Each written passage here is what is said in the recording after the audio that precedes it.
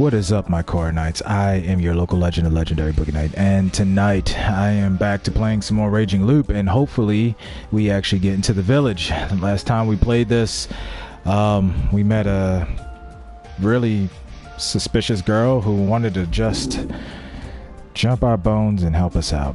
As always, this is mature content, not suitable for children. Make sure all your stuff is set for 1080 and that you also have your TV on? No, I'm joking. Please like and subscribe and hit the bell for notification so you know that what I'm doing. I know I'm playing a little late tonight, but had some things to do and got around to it when I can. I'm going to dedicate about an hour, maybe 2 hours to this, because I really want to start getting to some of these really gruesome death scenes, because this is supposed to have a lot of death scenes. So without further ado, it is time to boogie. What? I guess I didn't save. I only auto-save. Oh, Jesus Christ. Yeah, let's load that game.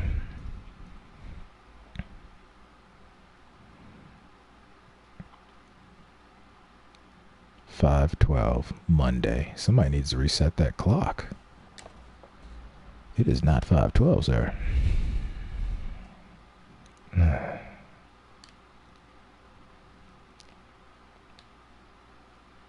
last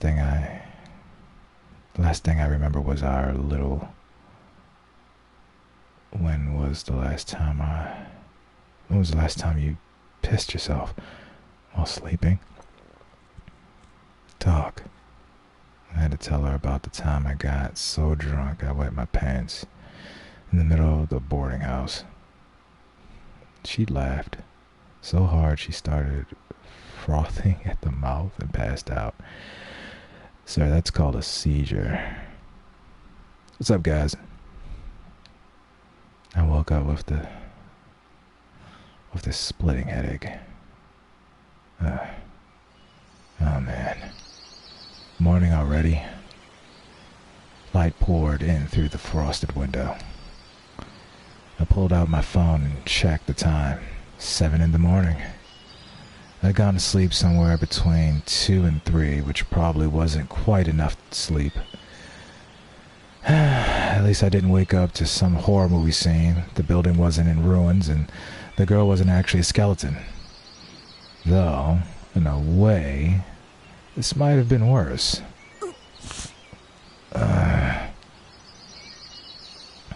She was spread out on the floor on the other side of the mini table.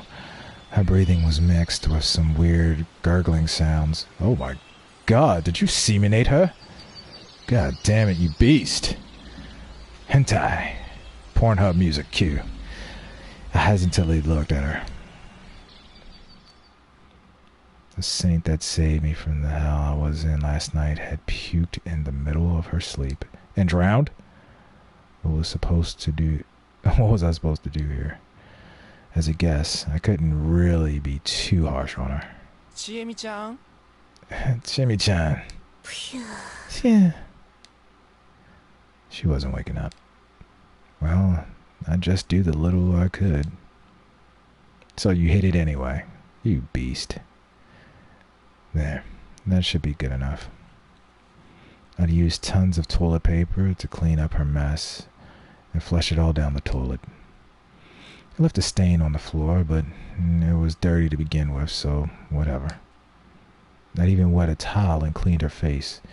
Even then, she showed no signs of waking up.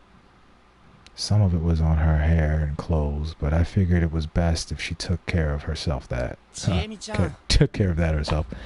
Chiemi-chan. Morning. Ohio. The first hint of consciousness so far today. I'll be leaving for a bit. Without waiting for a response, I walked to the entrance. She'd have to take a shower and change and all that, so I'd kill some time outside. I stepped into my still damp shoes with my bare feet. My socks were in the washing machine with the towels she gave me to wipe my legs. and reach for some doorknob. For some doorknob. I reached for some doorknob. Yeah, I got me some knob last night. No, joking. I opened the door and was greeted by a gust of wind. The raindrops gathered on the leaves, so the trees next to the building flew right into my face, making me grimace. The rain from last night was already over. The sky was pretty clear, but despite that, I noticed the visibility of my surroundings was poor. The building was surrounded by leaves. The old structure was basically buried in the forest of trees. So would you say it's a village hidden in the leaves? Naruto? Confirmed. No, forest of trees about as tall as itself. There were branches poking into the exposed hallway. It almost felt like they'd reached out and grabbed me if I wasn't careful. I kind of felt like I was in an overgrown ruin. I turned around and saw the room and chimney just as I left them. Yep, it was all real. I closed the door. There were other rooms in this building which made me wonder if they were occupied. Hell, I wondered the same thing about the general area.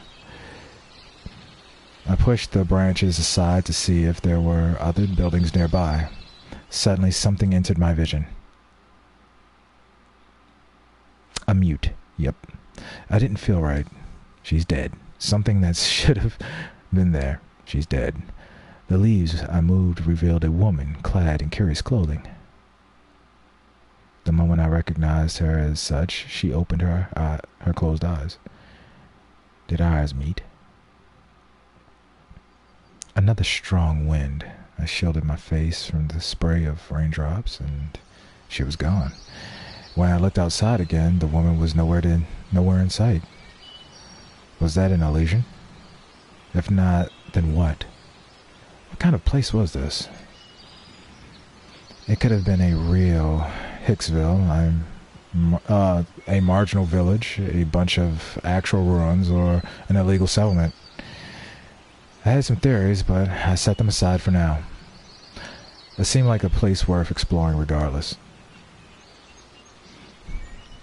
I went down the stairs and found no sign of the woman or anyone else for that matter. A short distance away from the building, I had turned around, and sure enough, it was pretty much covered in trees. I went to the place where I saw the woman. There was footprints in the grass there. Maybe I'd find her if I followed them. Was she in construction? That looks like one of those little construction booths they set up when they're doing construction. And they led me to an open area. It was unused, but it looked like someone was trying to do something with it. Was it supposed to be a construction site? I just said that. Even if it was clearly abandoned. There were large rocks and lots of sediment near the prefab. From what I could tell, there had been a giant landslide which forced them to stop construction. The fact that the plant growth was still minimal meant that it had happened fairly recent. The footprints seemed to be going down the hill next to the site. Following them, I finally saw something that could be called civilization. There was a set of paddy fields with houses nearby. So this actually was a settlement. What a relief. I decided to keep following the footprints and approach the settlement. I came across another unpaved path that was clearly used by people and cars. It was lined with weeds and brushes reaching up to my waist. Spiders were no exception. There was a shortage of insects there, so it was a good place for a nest. I wasn't particularly scared of spiders, but I didn't like them either. At least they were just harmless orb weavers? Oh, isn't that what you call a orb weaver? Is a daddy long legs, isn't it? Alright. Regardless, I avoided these brushes just in case and followed the path like a good city boy I was. There was a large boulder surrounded by grass. It was strangely tall, making it look like it was put there by some people. Only its dewy surface, there was a gray tree frog ready to get after the many insects scattered about. I walked a bit further and came across a house with a small field nearby. The field's location made it safe to assume it belonged to the inhabitants. If there were inhabitants anywhere, I could see anyone, and just like always, there was grass everywhere. There was another boulder standing next to the house. This one was obviously placed there by human hands. What was the point? Was it a monument or something? The footprints continued into the field. The wet mud on the fields was full of small, young, but healthy-looking rice plants. If you ignored the standing boulders in the area, the place looked like a normal farming village. I was both relieved and worried at the same time. From what I saw, there weren't any other buildings besides the one in the settlement. Everything beyond was just mountains, meaning that this place was completely isolated. And I was a complete outsider. There was no way things could go well if I ran into random local. I belatedly crouched to hide myself a bit. So it was a little too late, huh? It was probably best for me to go back. Chimmy might have been looking for me. Chimmy! Suddenly, I heard a sound. I looked for the source and found a speaker on a wooden utility pole in the middle of the small plaza. A morning broadcast. I'd never heard this tune before. It was cheerful, at least, at first, but had some parts that seemed really dark. I found it unsettling. Perplexed, I stood walking, and what happened next made me hide myself. They were doing anal in the square. I didn't know whether I should join or just, stand there and hold the camera. There was a person in the area densely surrounded by houses, but they weren't normal. Why is she wearing her underwear on her head? Grandma's thong.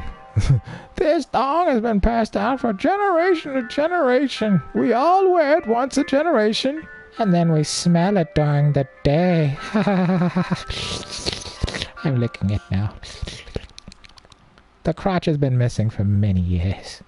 We don't know what happened to it. Maybe an ogre ripped it. Maybe I tore it myself. Back to the story. What was with that appearance? What was that on her face? I told you, it's my thong. It's been... The hall was a fair distance away. I could see an old woman with some sort of cloth over her face shakily walked out from between the buildings. Oddly enough, there were boulders even there. But even weirder was the fact that she walked up to one of them, lightly joined her hands, and bowed. She bowed her head before it, her face still hidden. Then all was silent. It actually looked like she was revering it. To me, it looked like she was praying to it. This was bad. This was really bad. The cult of the thong live here. I wandered into a settlement with a unique culture. To put it lightly, forget causing trouble. An outsider like me could get killed here. I just turned around and ran for it. I gunned it, knowing that I was going to have to wear one of those thongs on my face. Then the techno hit, and I knew that I was next. The sex would begin soon, and I was going to have to wear Grandma's thong on my face. I was scared. My heart thumped in my chest, pounding like a drum, knowing that Tetsu was going to come out soon, drop the bass, and I was going to get thrown to the ground and raped. Thigh raped. Not normal rape, but just thigh raped. I mean, they wouldn't even put it in my butt. They were just going to... I dashed up the hill, past the houses, through the construction site. till I arrived back at the apartment building. Jimmy looked like a relatively reasonable person. Maybe she could tell me what was up. It just hit me that the way she described this place was somewhat weird. She basically said it wasn't normal. Or maybe you're a serial killer who brought me here just to get me drunk and kill me. Oh, so I'm some evil mountain witch now. Sounds great. I'll kill you real good. Splosh, splosh. No way. What if she was actually the bait they used to lure outsiders here? It'd be like Wicker Man, but with a good story. And I wouldn't... Am I Nicolas Cage? That's even worse. Eventually, the broadcast stopped. Chimney still hadn't came out of her room. She didn't respond even when I knocked or called out to her. I didn't have to worry about this, right? That just made my explicable unease grow worse. What if this was a trap? Was I in a dangerous situation? I had to talk to her. If she was a normal person anyway, maybe my best option was to run away right now. I wouldn't know where to run. I couldn't remember the path we'd taken here, though I was pretty sure we'd went uphill, so maybe I just had to go downhill? If I avoided the settlement and went back to the mountain stream, I could escape by following the wild roads. That was my best option, even with the difficulties considered. Thankfully, I had taken my bag with me. I took out a 5,000 yen note. I put it on Chimney's newspaper box. It was payment for last night's beer. The moment I turned around to take my leave, the door to the room next to the staircase opened slightly with a creak. I saw an eye glaring out at me through the gap. Her high-pitched scream pierced my eardrums. I screamed too, scared shitless, and ran for it. Suddenly I stepped onto the wet hallway floor and had a bad angle. And I fell, busting my goddamn whole left side. Thud, thud, thud. That would be my ass hitting the ground 3 times. Yeah, that's right, bitches. I bounced. Haru-chan, what's wrong? Whoa, who's that old guy? Huh? Who are you? And are you alright? The reasonable sounding voice prompted me to shake off the pain and raise my head. Oh, they are in a gay relationship. You let that little boy go right now. There were 2 boys in formal-looking school uniforms. You alright? He repeated the question. Yeah, I was just startled. You friends with Chini? Chini? Oh, you mean Chimi-chan? Are you a friend of hers? From college? She didn't tell us anyone was visiting. Oh, he looks suspicious as hell. Oh, I just got into some trouble and she helped me out. There's nothing shady about me, though. I know that's hard to believe. I really don't want to make a voice for this kid, but it's gonna sound like a woman. It really is an old man. Fuck you. Man, how do I handle this? Anyway, my name's Haruki Fasashi.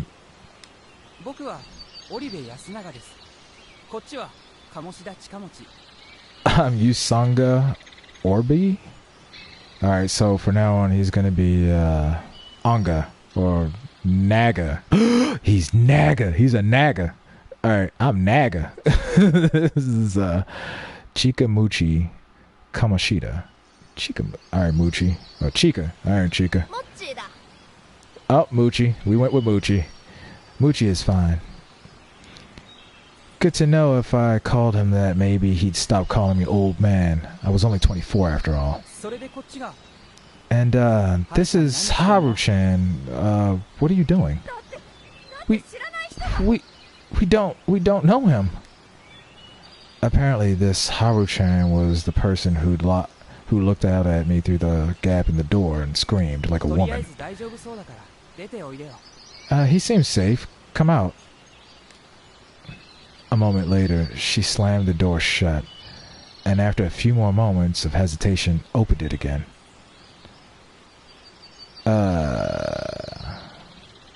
Okay, why do you have a hallway monitor armband on? And like a 5-year-old's purse? And what do you like, work at Arby's? What's up with the pins? Like, the fuck? Whoa. She looked like a student too, except her fashion sense was exceptionally flashy. Who are you? My name is Haruki. Okay, I can't talk when he's talking. My name is Haruki Fasashi. I crashed my motorbike nearby and Shimi Sarazawa son helped me out. Wait, are you saying you spent the night in her room? Yeah, I did. She cut my words short with her ear-piercing shriek. So, that's why. It was so noisy. What were you thinking? You're not supposed to enter an unmarried girl's room. It's indecent. Fuck you, ho! That's why you can't even cornroll. Look at your hair. You ain't even got a full twist in that bitch. Your hair need to make a damn decision. That's what needs to happen. Yeah, I was hesitant too, but Chimi-chan was kind enough to let me in. Why are you acting like you know her your whole life, you fucktard?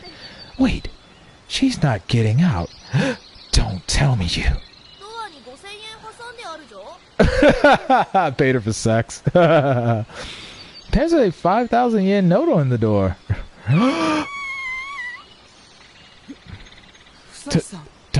Don't tell me you paid for it. No. She just gave me lots of booze. I'm paying her back for that. Chini's body is worth way more than that.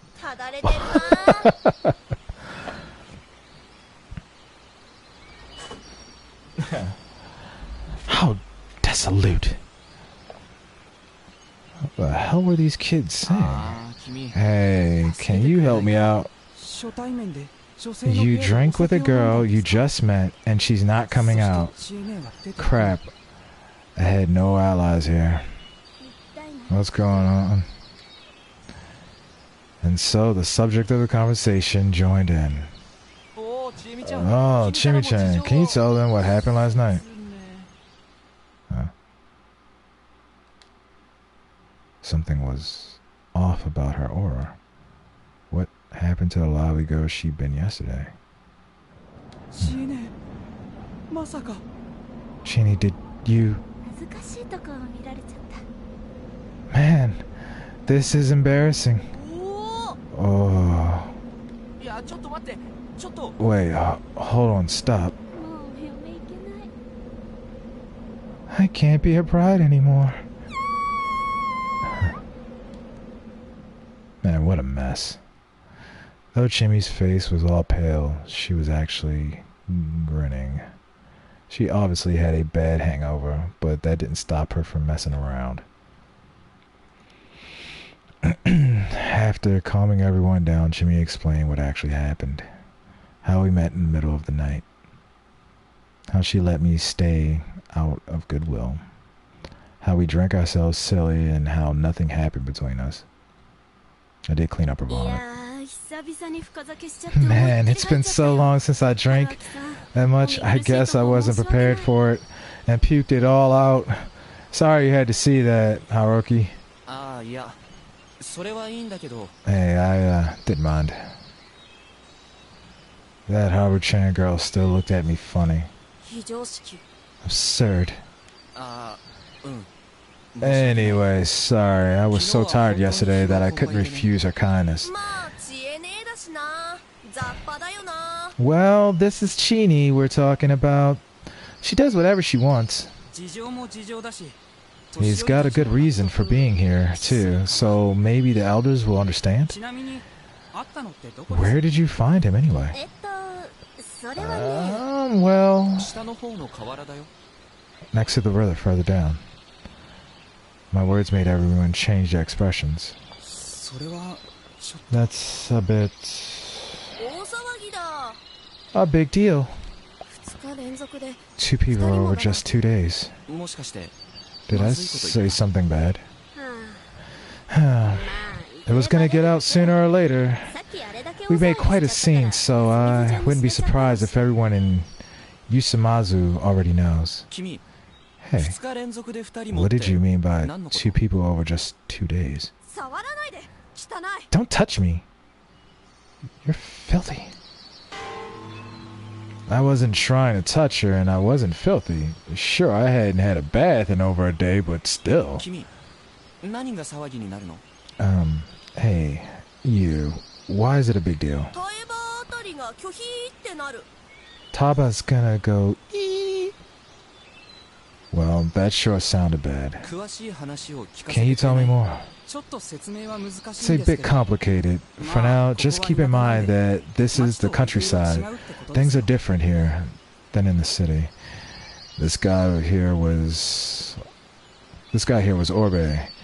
Ignores Chimi, and he was the easiest person to talk to. What should I do? Just leave it to me, alright? And it's time for students to eat. Huh? But I want to see where this mess goes. No, you don't. Just go already. I'll catch up. Well, I guess it's best to go separately. There's probably going to be some disagreements. Yeah, I know you'd understand. Yasu-kun, take care of them for me, alright? Sure. Stop treating me like a child. Yeah. I swear I'll poop on you? What the fuck? Let's just get going. And so the students walked off toward the stairs. It was kind of easy to tell what sort of relationship they had. Anyway, so they live in the building too. Yep. It's a student dorm. The student dorm is in Hicksville. Still, my senses had betrayed me. There actually were other people here. By the way, you didn't run into anyone else and get in trouble, right? Yeah, I was careful on the front. Good. Let's get ready to go to the dining hall. Oh, for breakfast? Nope. Nope. Eat your breakfast now. We'll go to the dining hall to introduce you. Huh? To who? To whoever was a problem. To whoever has a problem with it. Duh. To whoever has a problem with outsiders coming here from Saranaga. Oh, so like that Taba person, huh? I'm in your hands then. It's fine. If you're that grateful, keep what happened this morning a secret. Sure thing. What's Saranaga? Anyway. Yep, the river's called Saranaga Rapids, but the area around it is called Saranaga. The place has some cultural significance. It does? Yep, they say it's a corrupt place where the dead return from the other side. Oh. So, that's why they'd react like that. Any other rules or customs I should be aware of? Oh, there's lots, so just leave everyone to me, alright? Gladly. On all fronts. If I may ask, am I in danger? Nope. But you shouldn't try to escape before something unpleasant happens to you. And you're gonna lay the groundwork for that, huh? Yep. The settlement I had stayed to was a weird place, but at least the guide was reliable. And she wanted me to leave ASAP now. That was depressing. Oh, here's a thing for Chimi. Chimi gave me some cup ramen for breakfast. She boiled the water in a small electric kettle. The girl herself was too hungover to eat anything. I did take the opportunity to pay her back for last night's drink in person, though. Then we made our way to the dining hall. What are these boulders? They're like charms, I guess. They've been here forever. I've never seen anything like them anywhere else. Oh yeah, I guess they're kind of unique to this area? She led me along a narrower path than I had followed earlier. It didn't seem like any cars used this one. It was very farmly, I guess. Firmly. This area was also littered with these boulders. Some were cracked, broken, or half buried in the fields. They were clearly religious symbols, but it didn't look like they were that important. Didn't look like they were that important these days, or were they? Now that I knew I was safe, once again, became curious about this place. Oh, there's a person. He was working in the field. That's Tsukumi Nichan. Morning. Chimney waved her hand. The man responded, but then froze mid-wave. Let's go. Are you sure we should? The guy looked pretty surprised to me. Don't worry, he'll be at the dining hall soon. We'll explain things then. Well, she said so. As an outsider, I had no choice but to rely on her. Give me a second. About to take a sip.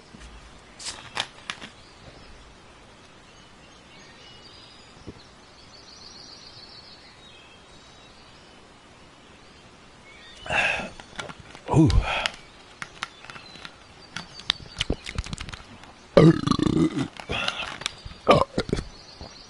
That's burp ASMR. It's gonna be a new thing. Watch. I'm gonna be like, oh, let me listen to burp ASMR. This was a part of the village I saw this morning. There were buildings where more densely packed. I didn't notice it back then, but it was actually kind of weird. Basically, it felt desolate. The wooden bungalows, in particular, were more or less overgrown, buried in tall grass and other greenery. If this was all I saw of the village and someone told me it was abandoned, I'd have believed them. However, two of the buildings stood out. Oh yeah, that shit's gonna stand out. There was a hall right beyond this hill. It wasn't that big, but it looked grand and well maintained. Like my dick. The other building was obviously the dining hall. It looked a bit dirty, but I could tell there were people inside. From what I could tell, it was the most lively place in the poor excuse of a community. Suddenly, the three students walked out chatting about something. Oh, Chimi-chan. I'm sorry, Chimini. So, Fasashi. Morning again. Aren't you late? We took forever because Moochie doesn't stop us saying nonsense. Yeah, I'm evil. Give me miso soup. Oh, we'll make it if you hurry. Behave in class, you guys. Half dashing, the three ran up the path we came from. They're all in high school? Yep. There's a branch of school all the way up the mountain. I was going there myself 3 years ago. Sounds like a hassle. It's not all bad. At least we get to live in that dorm. Where are your parents? Cheney was entirely straight-faced. There wasn't even a hint of a smile. All right, let's get psyched. Yeah. I'm not convinced. We laughed a little and passed the curtain. Welcome. Oh. The inside was was as aged as the outside, but it looked well maintained. Is he a visitor, Chimi-chan? The hostess-looking lady asked. But I could tell she was thick underneath that damn cloth. She was hiding it. Though somewhat aged and fatigued, she was definitely beautiful. I knew it. Thick. I'm calling it. There were two others inside besides her. It's Thong Lady. One was the lady in her 70s or 80s. She was probably the one I saw this morning. The silhouette matched. Oh shit. The other was a man who seemed a bit younger than her, probably in his late 60s. Though they were just sitting there, there was a menacing aura about them.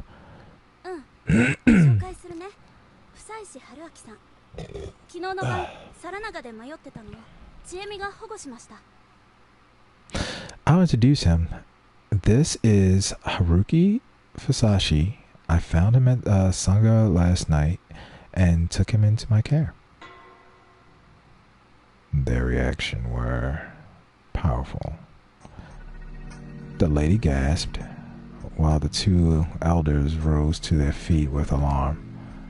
The tension that was already there the moment I walked in reached its peak. I know you're concerned, but this is just a coincidence.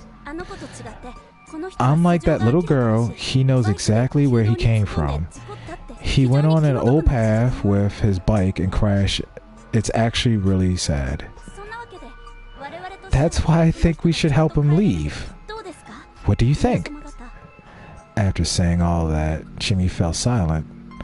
The ball was in her court now.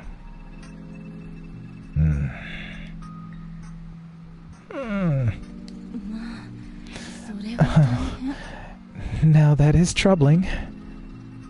The lady voiced a harmless opinion. Careful not to upset the old people. It was pretty clear who was in charge. Were elders in more ways. They were elders in more ways than one.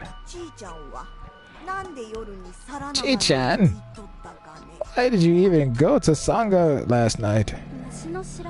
I had a hunch, I guess. You know what happened? I couldn't fall asleep. Then he's gotta be a Yamabito? Shut it, Taba. From the conversation, it was pretty clear that something had happened before I arrived here. It was probably similar to what happened with me. She'd mentioned some little girl. Perhaps there was a child who wandered in like I did. According to Chimi, the Saranga Rapids were a place of significance around here. It was a place from which dead people came to life, or whatever. Oh, so this is Tao. Must have been the lady that boy mentioned. And the Yamabito must have been a term for the dead who came from there? Like a zombie, I guess. Apparently, the primary goal here was convincing these elders to approve helping me. Where you from? The old man's voice, but my derailed mind back on track. I'm from Tokyo. How old are you? 24. Older than Chia.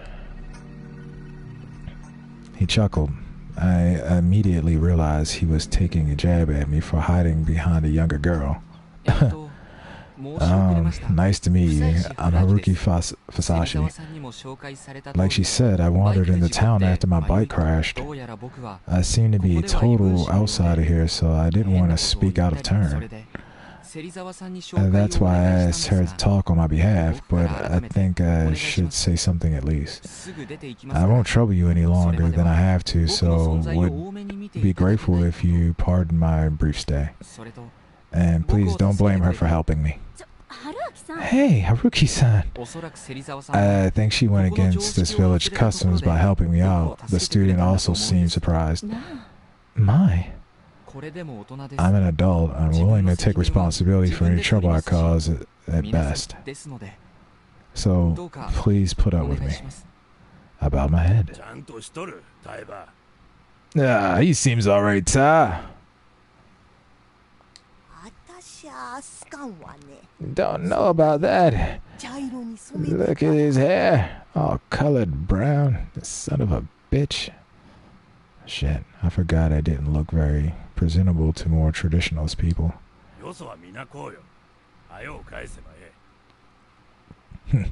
Outsiders are all like that. Just help them. Get out of here.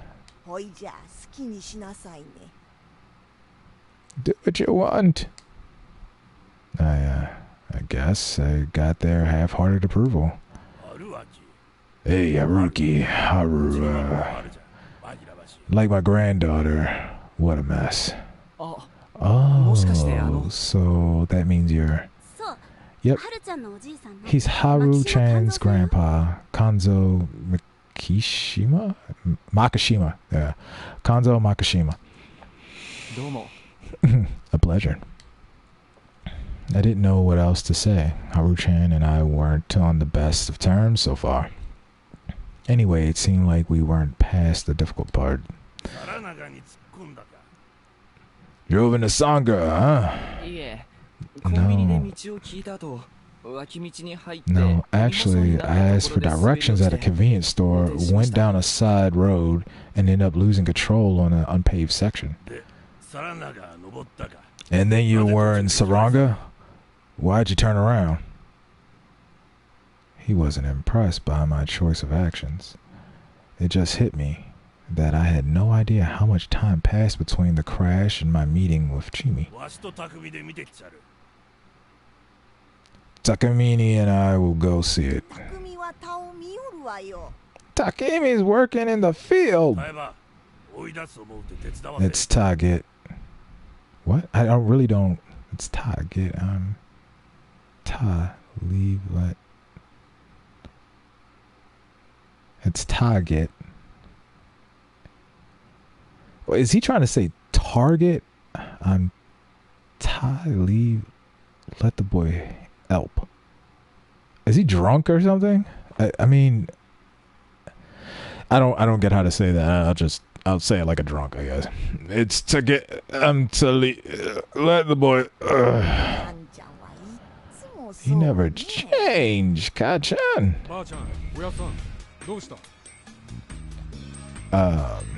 Hey, what's going on here? We're joined by new inhabitants. Jimmy, who's that guy? Oh, Takumi-chan. Oh, so he was the one I saw in the field. Wow, he sure looked big from up close. All that field work was good for his muscles. Clearly, and from what I could tell, he was in his 30s. As Kimi introduced me and told him of my situation, I found out his name, Takumi Moro. Man, that must have been hard. So, old man Kanzo. Yeah, we'll pick it up. Thought so. Taba-chan. Wait a bit while I help this guy. I already spread the stuff on the field, so I'll mow the grass at noon. What a good boy. It ain't a big deal. I'll be so quick you'll think nothing happened. Good to hear. Nothing, huh? Boy. Boy, oh. Huh? Me? What is it? You're in Yasumizu. It ain't a good place. It was the place that wasn't good, not my presence here. We don't like outsiders here, and outsiders should let sleeping dogs lie. So, you should, leave. Oh, that's the plan. So it's settled. Yep. Thanks, Takumi-chan. I was beginning to understand how things worked here. Although Makashima's voice was the most powerful here, it was also important to get Ta-san's approval.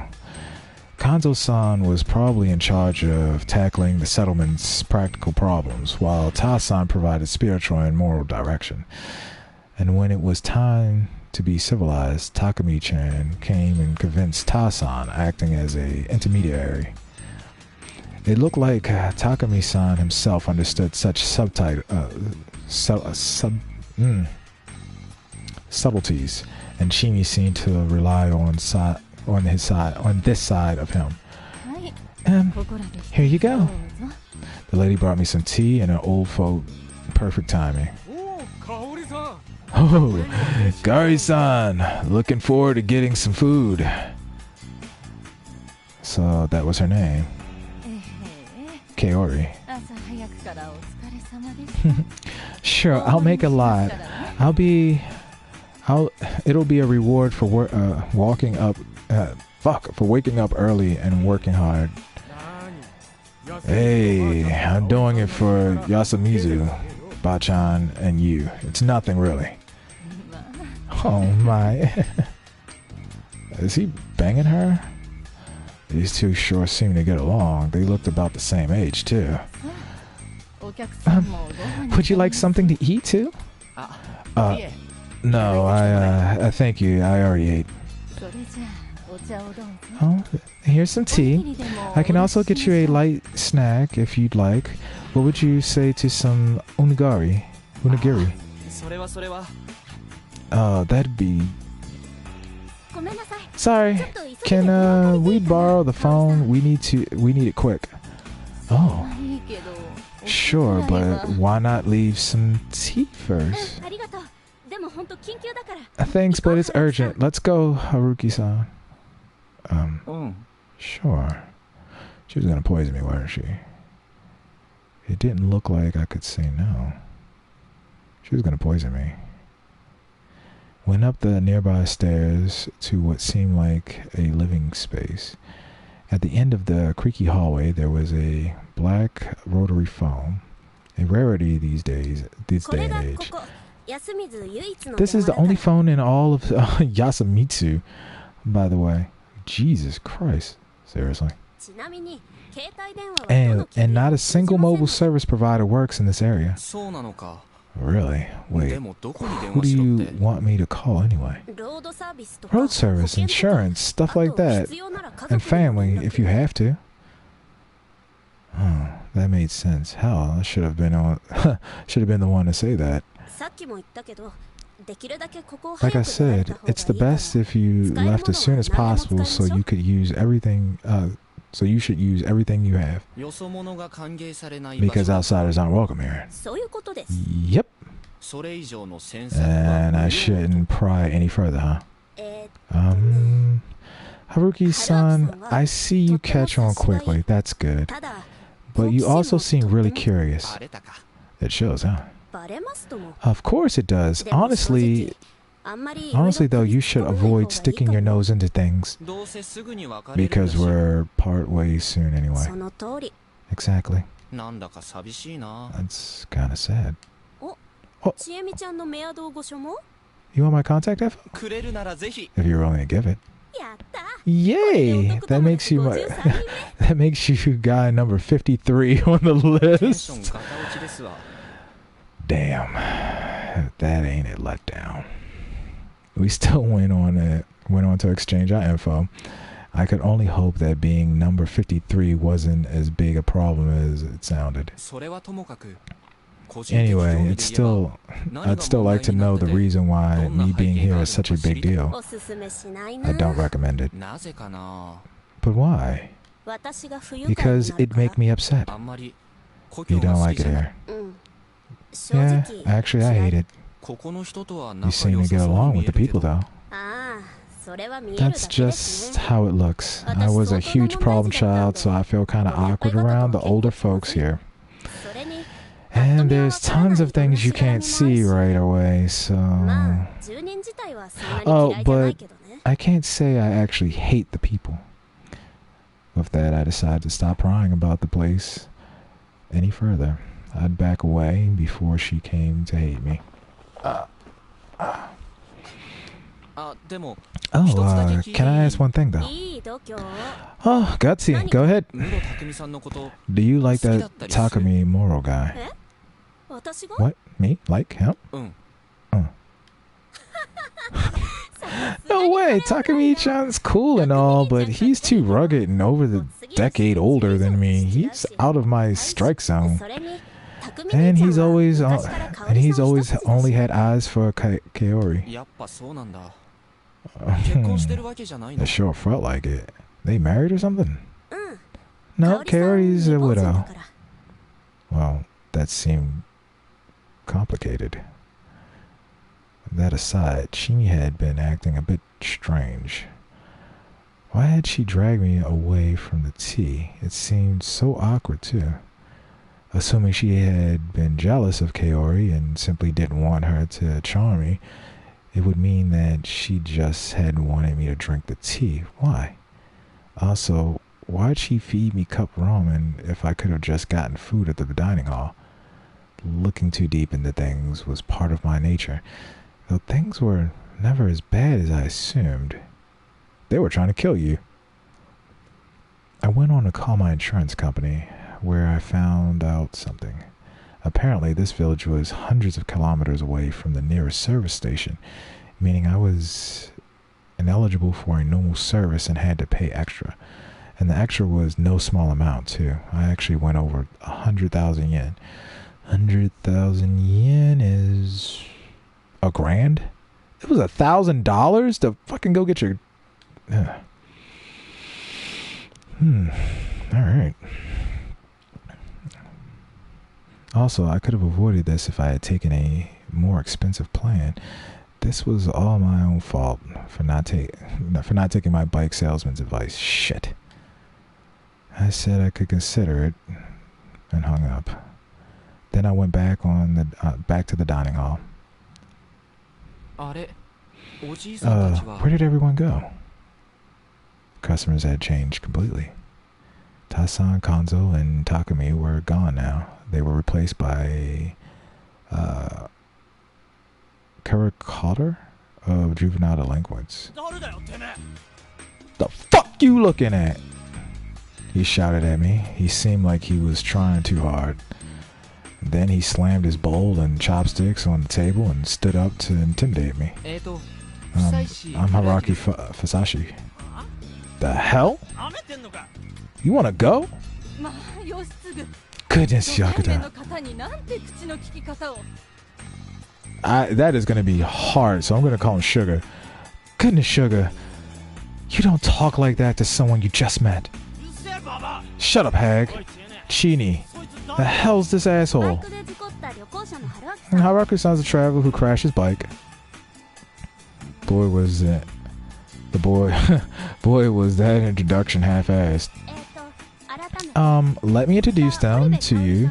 This is Kaori Ora and her second son, Sugar. Sugar's the first. Sugar? This guy you introduced me to this morning? Yep. They may not look like it first, but they're alike, don't you think? So this dude in the hat's brother. Oribe's... What an unpredictable family. Stop talking about my bro, you ugly bitch. Oh, call me that all you want. I'm confident in my popularity. And from what I had seen, the confidence was well justified.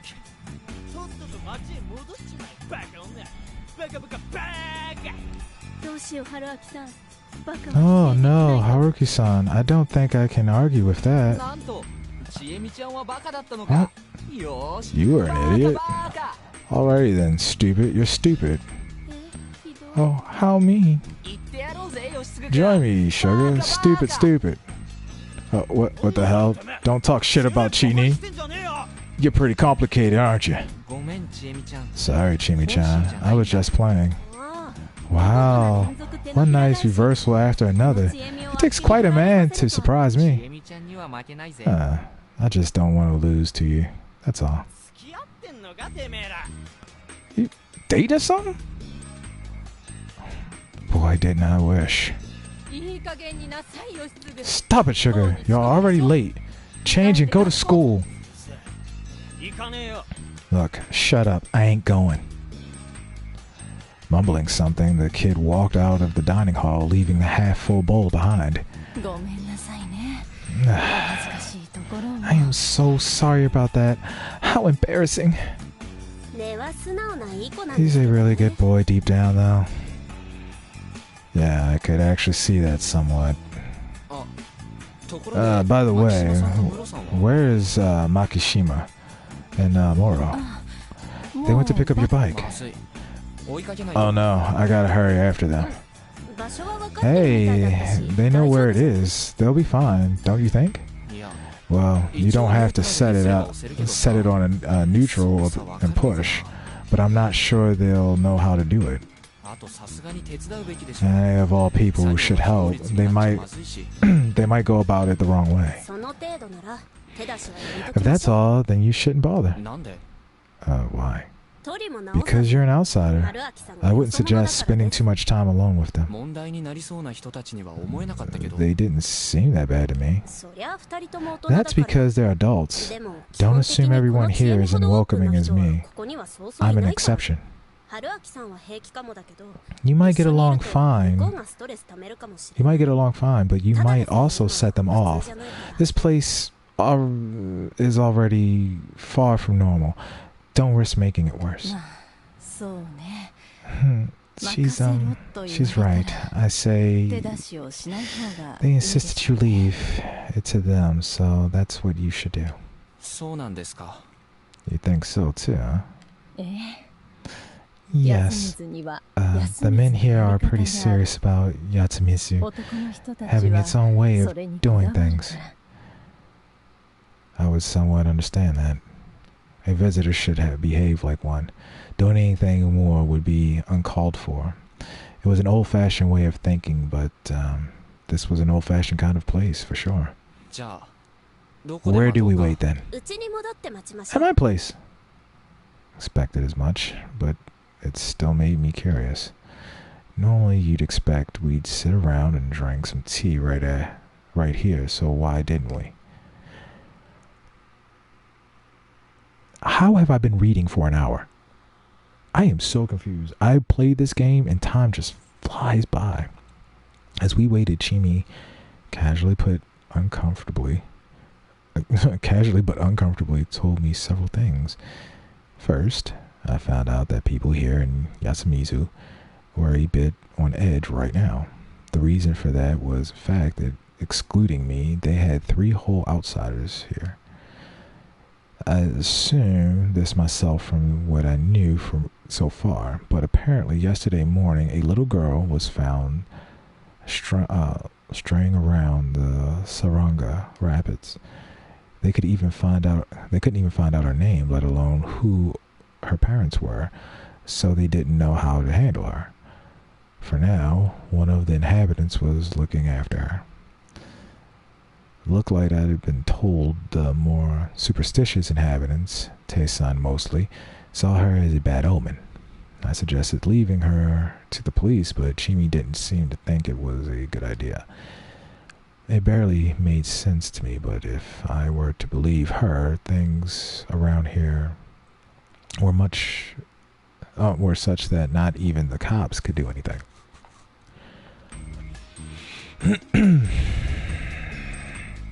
And apparently the remaining 2 outsiders were a pair of journalists gathering info for a magazine article. Unlike the little girl and I, they came here via the normal route through Kafuma Jishu? Kafuma Jiyushi. Okay. Yeah. Kamafu... God...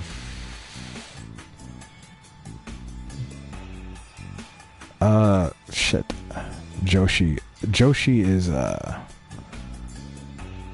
believe Joshi is like expert. So God expert? Expert God? Okay, and therefore weren't considered a bad omen or whatever. Still, even normal outsiders put the people here on edge. Though this talk, I also got some details about the area itself. Yusamizu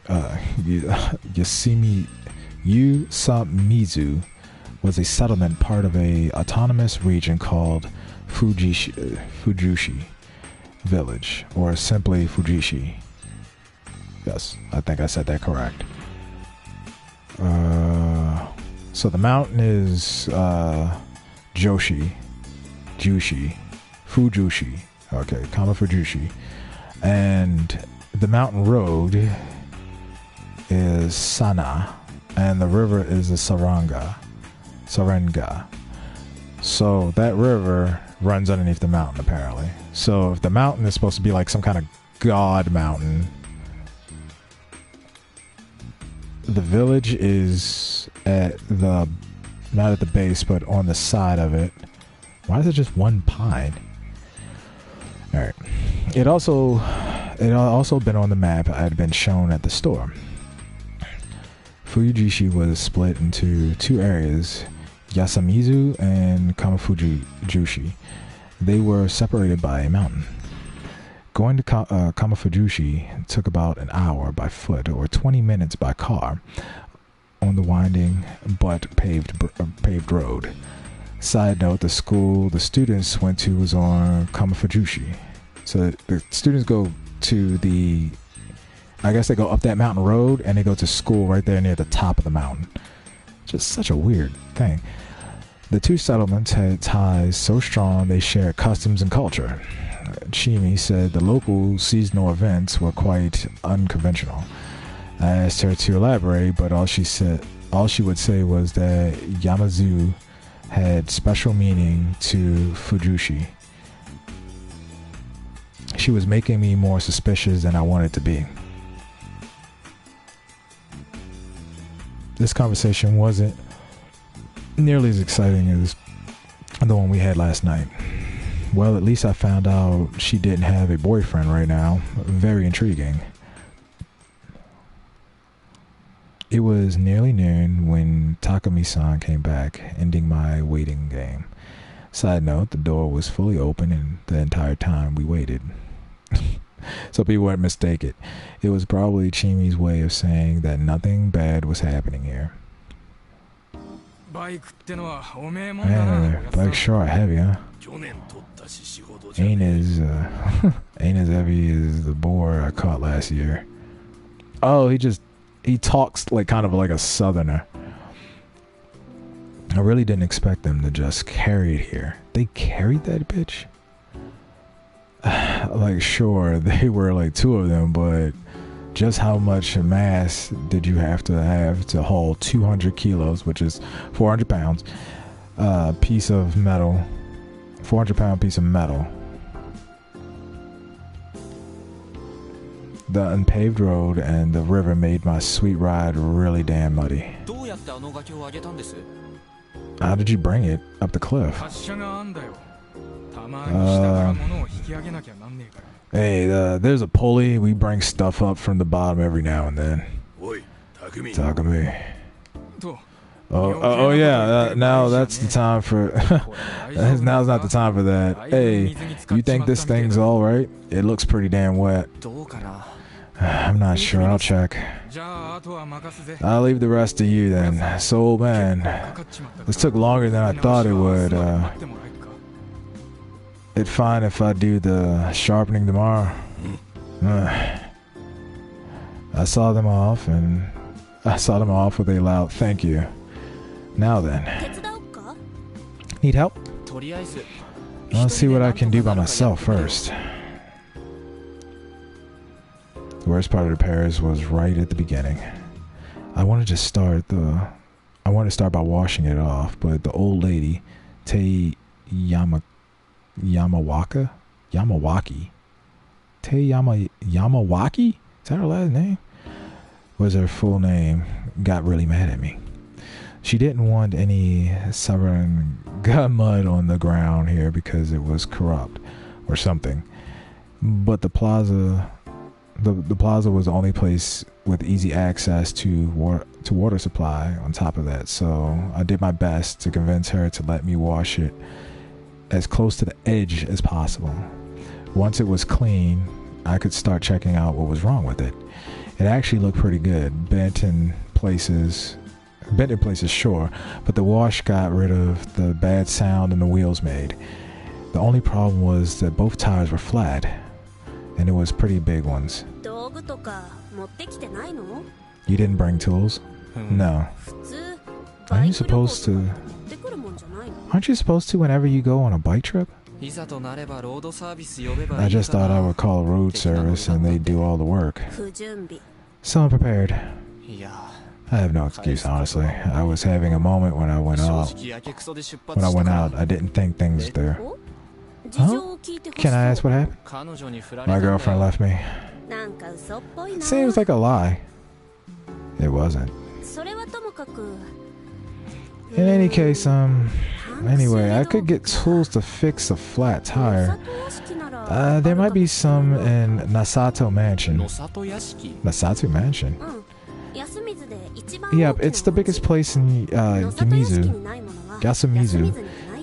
If you can't find something there, you won't find it anywhere else in the village. I see. Then let's give it a shot. I don't really recommend meeting the guy, but I can talk of any other ideas. Someone important again. Yep, and he's kinda messed up to boot. Where the fuck did that place come from? And so we walked up the hill and arrived at the so-called Nasato Mansion. From what I could tell, it was located at the highest point in the settlement. And like Chimi said, it was definitely a hell of a building. It had an elegant Western design, which would probably look even better if the place were better maintained. The yard was overgrown and the building itself was pretty much buried in ivy and small trees. If someone told me it was cursed, I'd instantly believe them.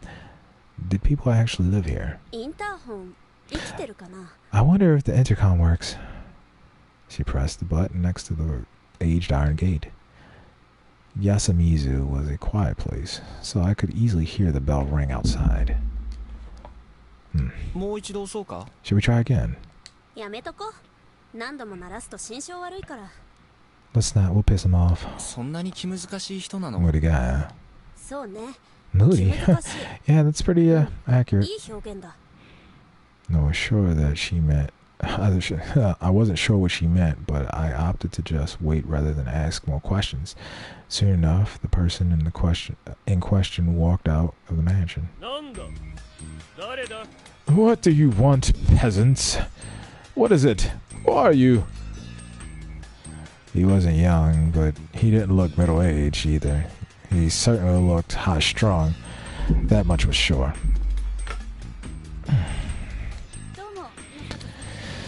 Hello, Nasato-san. It's Shirazawa. I know who you are, Chimi Shirazawa. I'm asking the young man with you. Haruki-san, this is a Kinosuke Nasato-san. Kinosuke-san, this is Hiroki Fusashi. God damn. He got into an accident. That introduction was the briefest one yet. Huh? Accident? How does that happen? I explained the situation again. He furrowed his brow when I mentioned the Saranga, in addition to the reason we were here.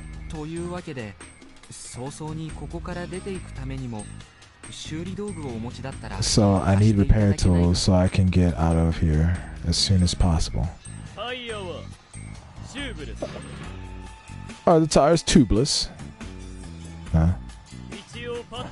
I have patches, but I think fixing tubeless tires would be a bit too much for an amateur. Though there are no problems if you aren't. Oh, but if the tube bursts, you have no choice but to change it. Don't leave any spares here, obviously, and I wouldn't give them if I did. sorry, but I'm not too knowledgeable about that. What? What a waste of time. I recommend spending however many thousands you need to have repairmen come and pick you up. I had no retort for that. Oh, but Nasato, I don't think we can have any more outsiders come here right now. Huh? Haven't you been to a proper city? Don't tell me you still believe that nonsense. I'd be fine with it, but I doubt the elders would be. We've had too many visitors the past few days. I don't care about what you Yamasazu peasants think. What do you expect me to do anyway? Fix the tires myself and get oil all over me? Oh, well, that suggests that I think just that Fujushi village head would, you know, help a trouble visitor. How about that?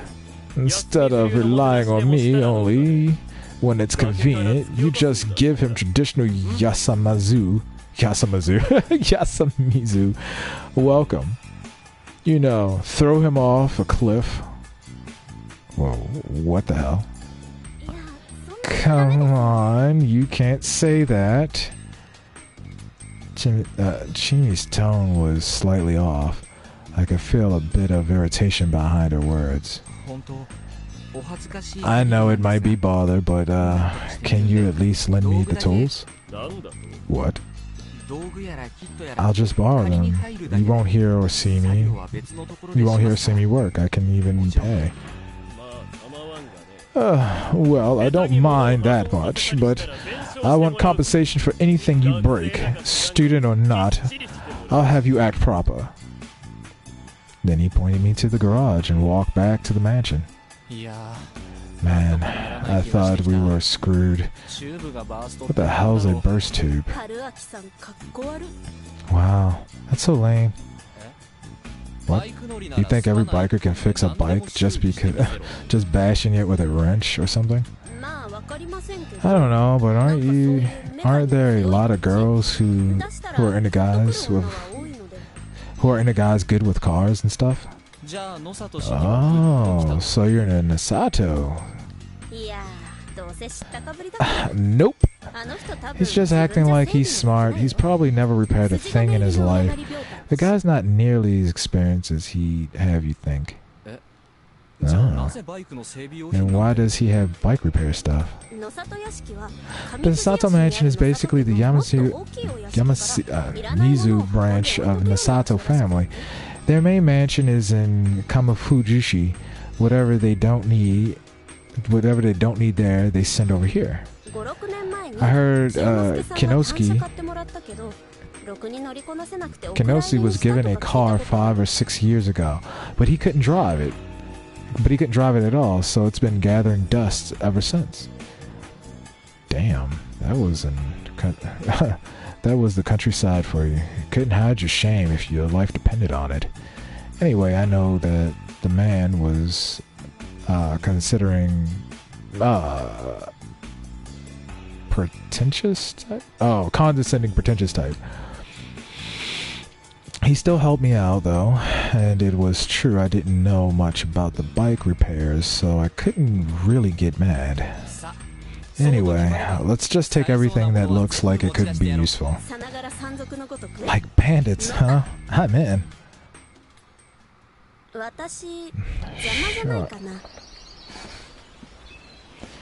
Sure I'm not bothering you?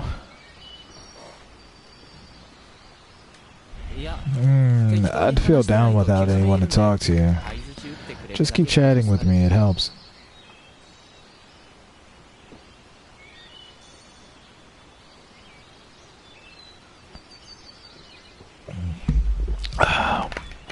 All this reading, making my mouth drop.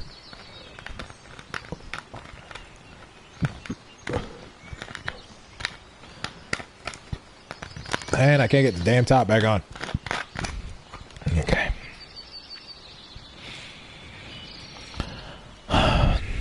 The instructions that came with the repair kit told me that my bike's tires were a rather difficult type to repair. Apparently, I had removed the tires, but where did I even start with that? As long as I don't break it, nothing I did could be worse than having to call road service down here, so I just tried taking it apart. But as I removed whatever nuts I could, I made the situation even worse than it was. Yeah, this really wasn't a job for an amateur. You seem to be having a rough time. You can eat this too, Chimi-chan. Wow, thank you. Well, this looks serious, man. Man, machines are just no good. Hey, that benefits the culture. They're great as long as they don't break. Munch, munch, munch. Yeah, think you can fix it before sundown? That might be hard. Don't worry, though. Worst comes to worst, I'll do something. I really appreciated how she handled the visitors in my stead. Hey, Chini! Is it hard to get bike license? I don't know. I know that scooter licenses are easy. I have one myself. Mid-sized bike license are pretty hard to get. You even need to talk to her. You even need to take a course, just like with cars. You like bikes? The hell? What's the matter to you? How much was that? Anyway. What? 800,000 yen, brand new. Holy shit! What the hell? That's way too high. You an idiot or something? Or what? How'd you even get that much? I sold my butt. Part-time jobs and all that. And you got into an accident. Poor Haruki-san. Chimi-sensei, if I may ask, what happened to my share of the food? Oh, I ate it all. Oh, poor Haruki-san. I didn't want sympathy from the one responsible. As I told her off for not leaving me any food, I somehow removed the tires. I could hope it'd be able to fix this. It had this thing for less than a month, but the trouble it was putting me through made it feel somewhat dear to me. I wanted to fire it up again and make it go as fast as I could. Suddenly, I heard an engine. It felt like it was mocking me. Hold on, an engine? Where? Here? I stood working and turned around to see an unfamiliar van drive into the plaza. Bearing a classic-looking piece of junk, it was Nisato's garage. This was the first time I'd seen a car here. As far as I knew, no one living here actually owned a running car, so... These are the journalists I told you about? I knew it. Once the van stopped, a lady stepped out of it. Oh, she's so cheery. Hello! Oh, she's pretty. Hello. I'll be bothering you again today. You're a new face. Hello, my name is Haruki Bike Crash. Haruki Bike Crash. Don't be so hard on yourself. Huh? Crap, that was no time for an inside joke. I quickly introduced myself properly. I crashed not too far away, so I'm stuck here for the time being. Ah, I see. So, you're a student. Sorry about the trouble you're going through. Oh, and this is me. The woman gave me her business card. Hasoka. Mamiya. Hasako Mamiya. A freelance writer. Her pen name was Kyoko Hasui.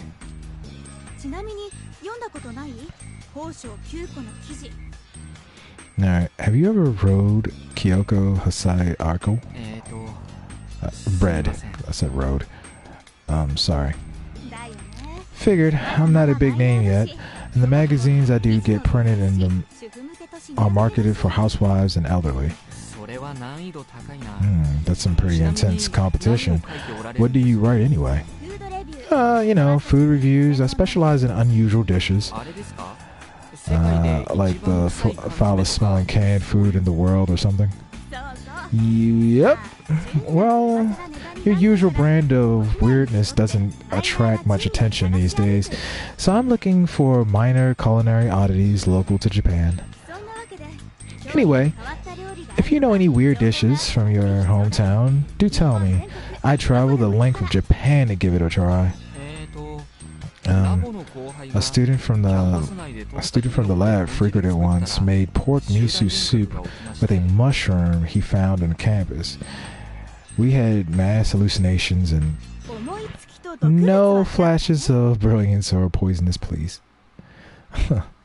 So, as we chatted, I became curious. By the way, weren't there two of you? Yes, I'm here with a partner. He just needs some time to, there he is. I looked at the van and became completely awestruck. It felt like the van had shed its skin or something. That made no sense, but seriously, how did this fit in there? Oh God, he oozed out.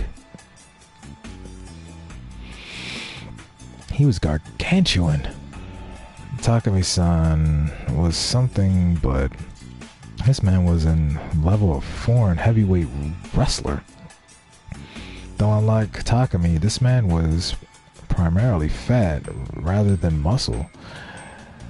As he walked out of the driver's seat, the van shook wildly.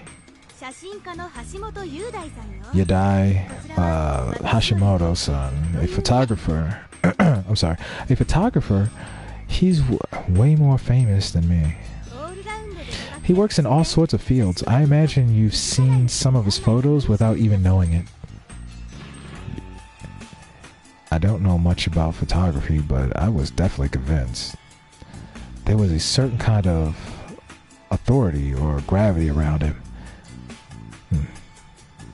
He wasn't saying a word, and I couldn't tell what he was thinking. Nice to meet you. I'm Haruki Fasashi. I always mess up his name. Was he even alive? Domo.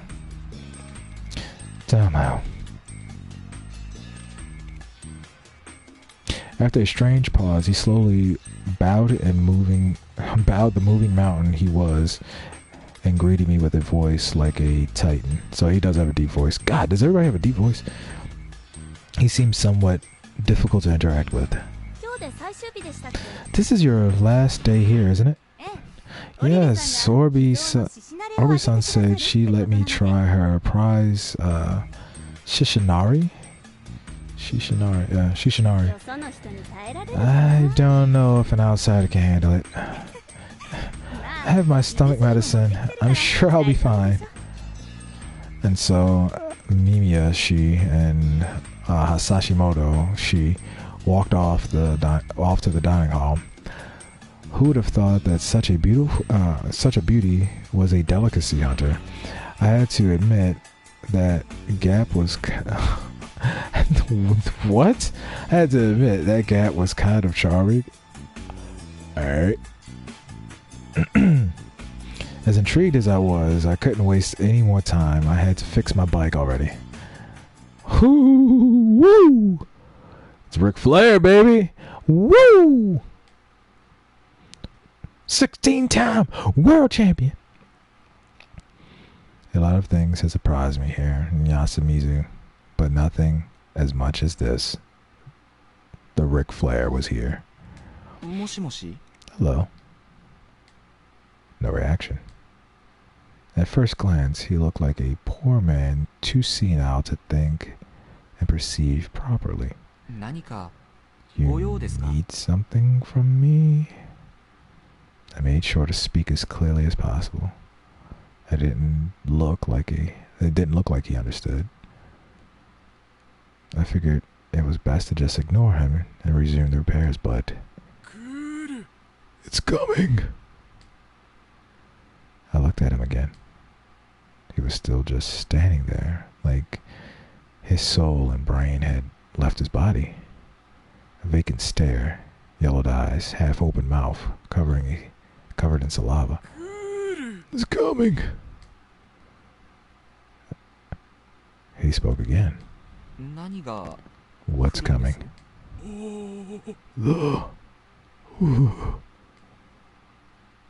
What his voice was too hoarse to make out.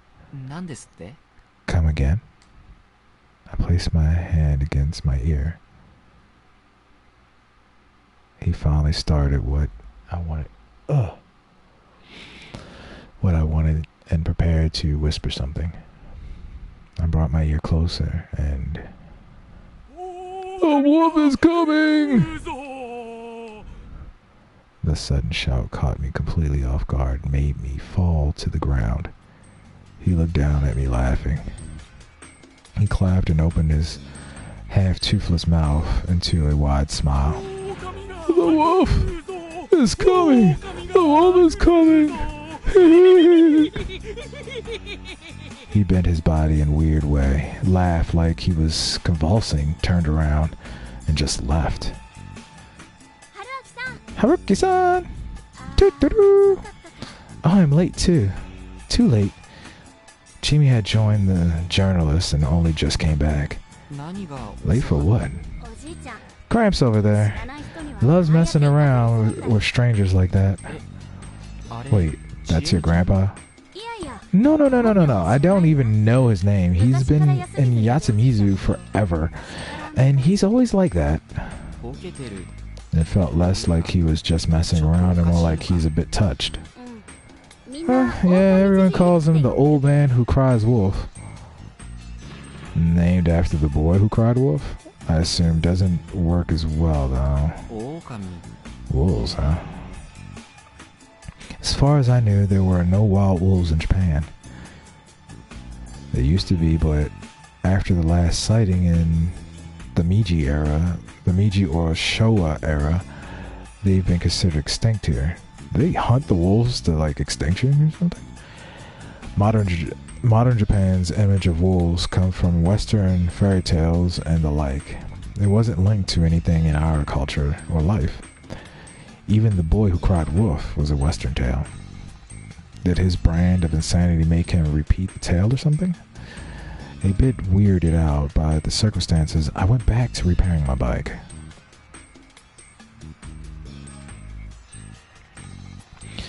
After a bit more time, I somehow took off the rubber and the tires and removed the tubes. Both tires were pierced, but some really rusty nails. Fuck, this kind of stuff only happens at the worst times.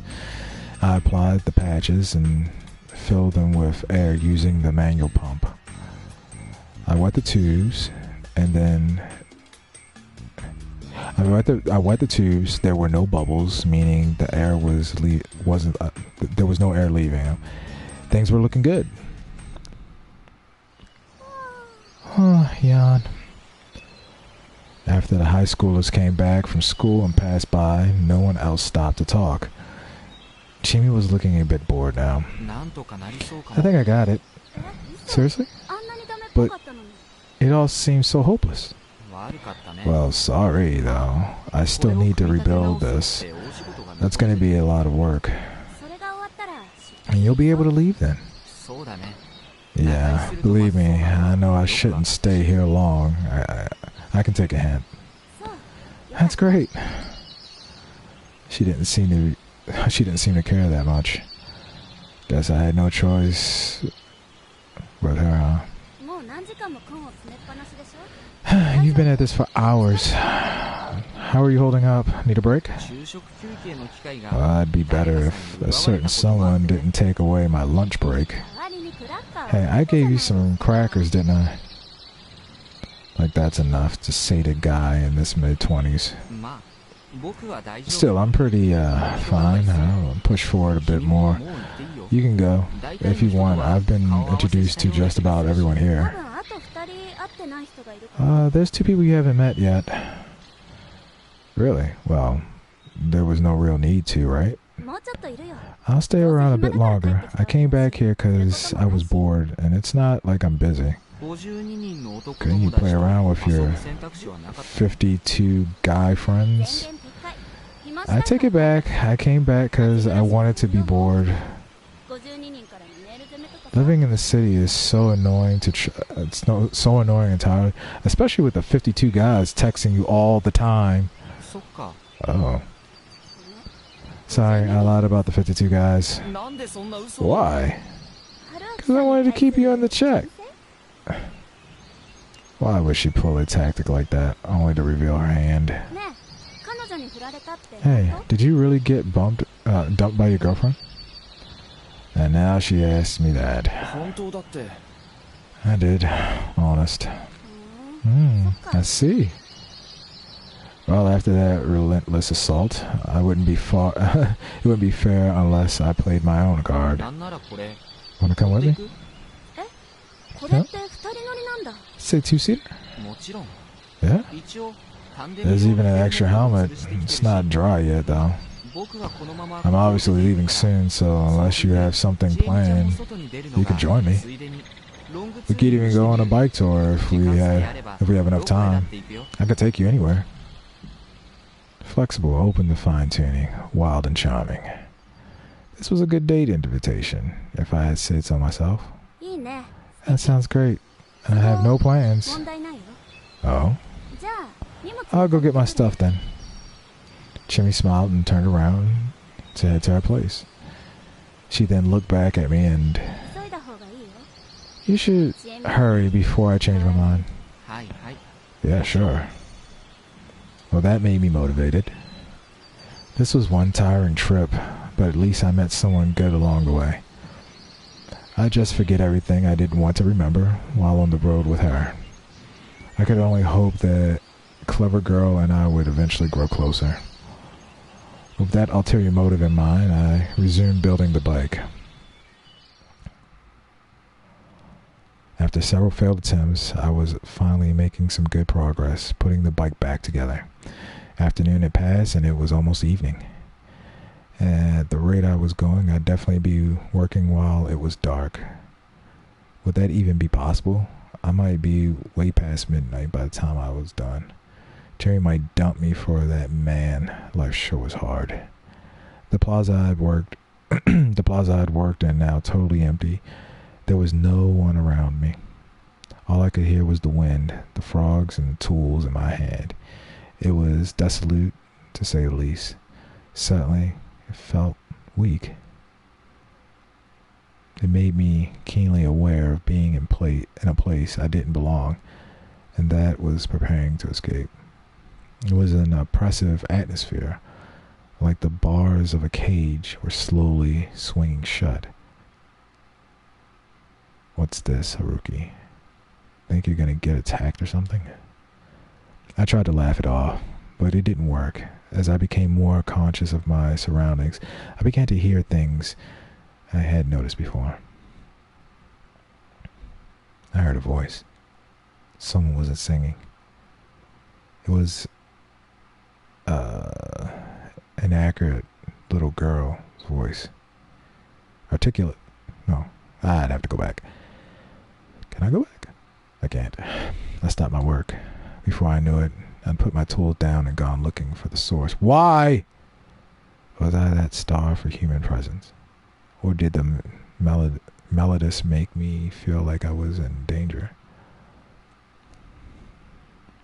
I walked down the hill to where the song came from, passing the tall grass. I arrived.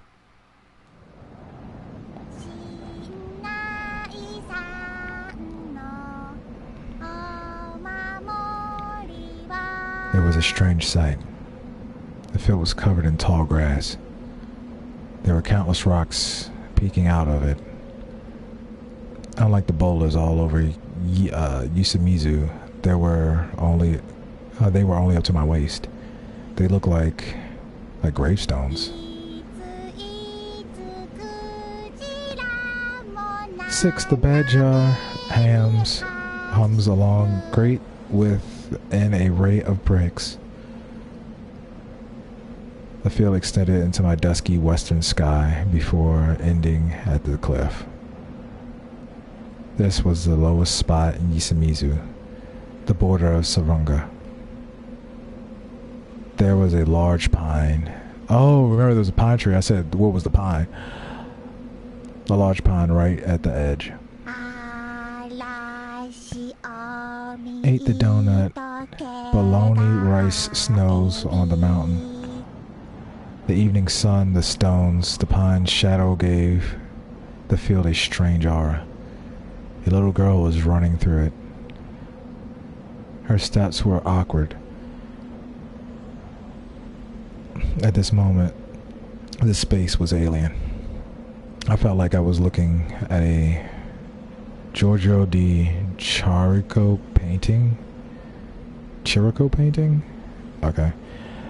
The place felt like it didn't belong in this land, in this world, suddenly. I came to understand that this place was special. It was a sacred, mystical ground where no outsiders were welcome. The girl fell. Are you okay? Oh, what does that mean? Run to, with no hesitation, the little girl. Oh, I guess it was saying that's what he did. Bah. Help up. Oh, okay. Half crying little girl, muddy clothes. New graze on Band-Aid covered up kneecaps. What?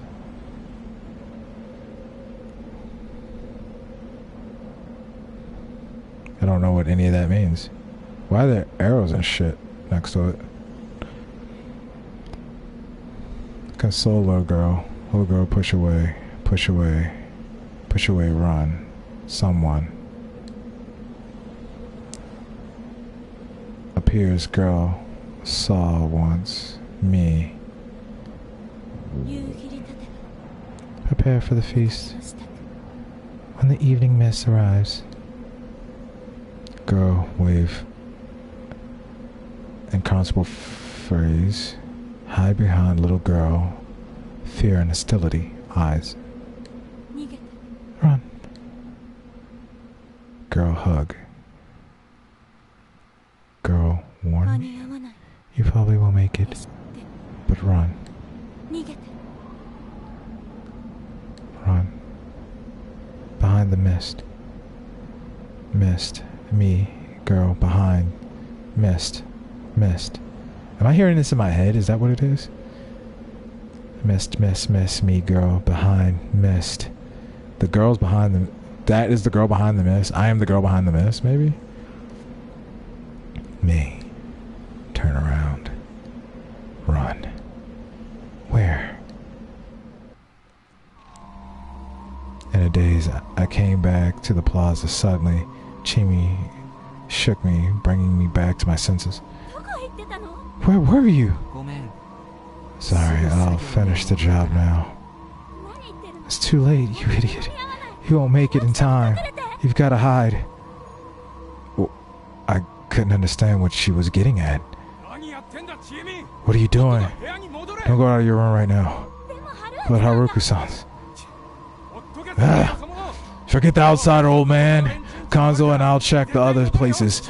Stop wasting time and go back to yours. I couldn't understand. What were these two doing? What scared them so much? It didn't take long for me to find out. The mist. Run.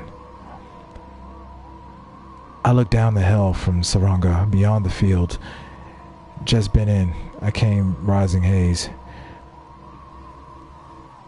It was so dense you could easily call it mist. It moved strangely like a living creature, as if flowed into the plot, as it flows into the plot, flowed into the plaza. Haruki-san, over here. Chimi pulled me by my hand. What's going on? My head feels like it weighs a ton. Deal with it. You've got to find a place. You can lock the doors. You'll die if you don't. What do you mean? Tell me. Please don't ask questions and just do as I say. Just this once. Albeit hesitantly, I did as she said.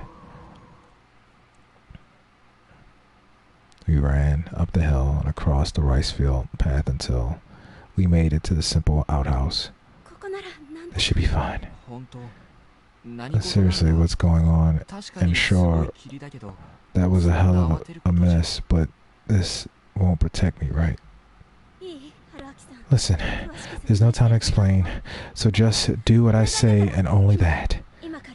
Get in here and there, lock yourself in, stay inside the whole night, and don't make a sound. My mind was pretty clear by this point, so much so that I began to wonder why it was clouded until now. Because of that, I could easily understand exactly what Chimi just said, despite how weird it was. I could also see she was really desperate. I don't have a key for that. Oh, the outhouse.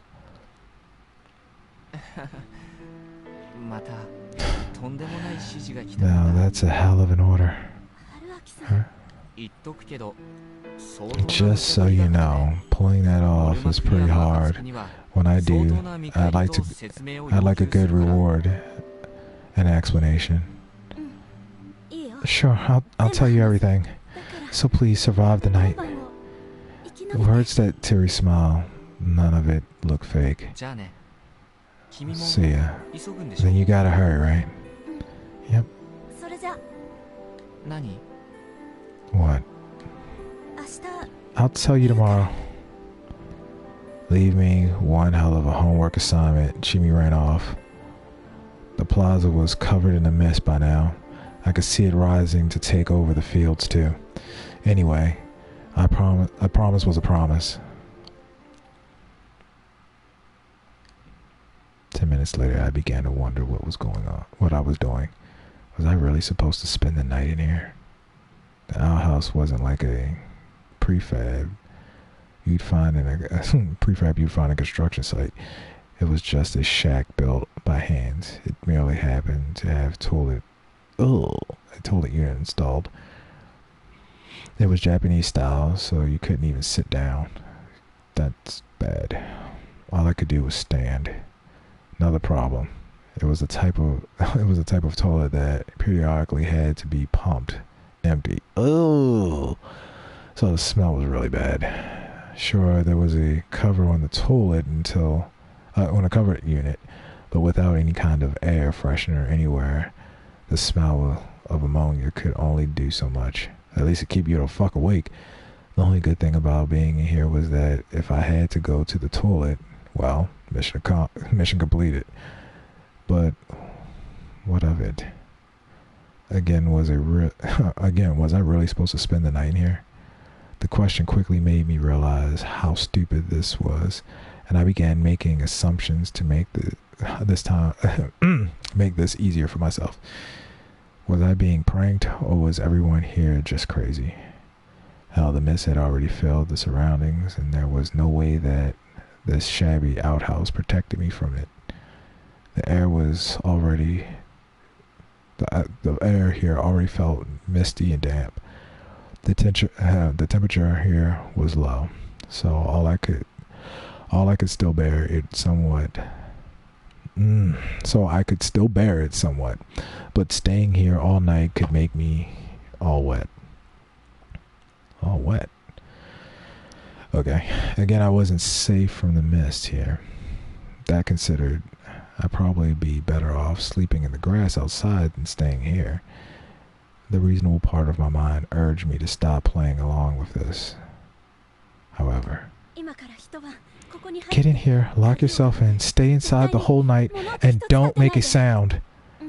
Sure, I'll tell you everything. So please survive the night. My sense of duty made it hard for me to break the promise I made to her. Actually, that wasn't quite true. I was more intrigued by the prospect of learning more about this place. Anyway, I took the time to compile what I had found out today. This was the Yusamizu settlement, a special part of Fujushi. It was situated right next to the Saranga Rapids. The people living here were Shimi Sarazawa, Yasanga Obe, his family Kaori Oribi, and Yushitsugu Oribi, Chikamuchi Kamashita, Haru Makashima, her granddad Kuzu Makashima, Tei Yamawaki, Takumi Moro, Kinosuke Nasoda. It seemed like he was from Kamifujushi, the place on the other side of the mountain, but for some reason he lived here now. And a really old man who cried wolf. Those were the 11 people I'd met, and Chimi and I had 2 more left. That could only mean that the 2 I'd met by the pine were the ones. The little girl, she was probably the child that stayed straight into Saranga yesterday morning. And then there was the fantastical looking white-haired woman clad in strange clothing. She was probably the one I'd seen in the morning. The fact that I'd seen her twice made it likely that she was indeed real, but with how mysterious this place was, I couldn't rule out the possibility that she was an illusion. According to Chimi, the little girl was being looked after by someone in the village, so I could only assume that the white-haired woman was the one. If I counted the little girl, it would mean that Yasamizu had 13 inhabitants. Then there were the 2 journalists, Hisoko Mamiya and Yodai Hashimoto. Add me to that, and you had a total of 3 outsiders, but I'd put that aside for now. Anyway, time for an assessment. Yesterday morning, a little girl strayed into Saranga. To make it worse, no one, not even herself, knew anything about her. She instantly got branded as an ill omen. The next day, Chimi, who was in Saranga for some reason, found me there. They recognized me as a proper lost person, but since I came through Saranga, I was also branded as an ill omen. From what Kinosuke Nasato, she said, it was safe to assume that it was used to be customary to throw people like us into Saranga. And then there was the mess.